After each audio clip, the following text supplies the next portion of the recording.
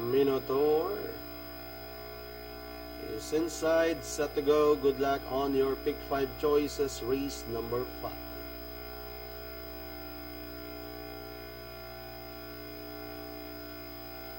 Anytime now.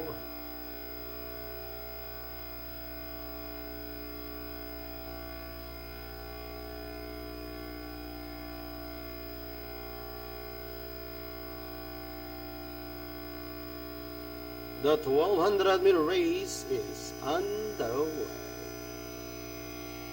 Jackie Bojenson left unseated on top of horse Minotaur.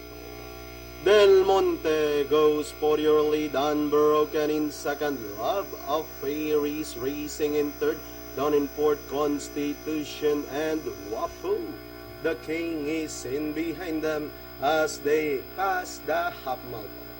Now we have Del Monte by about a length and a half, running in second. Unbroken Love of Fair getting closer in second, followed now by Wafu the King, and trailing them is Constitution as they round at a 450. Del Monte by about a length and a half.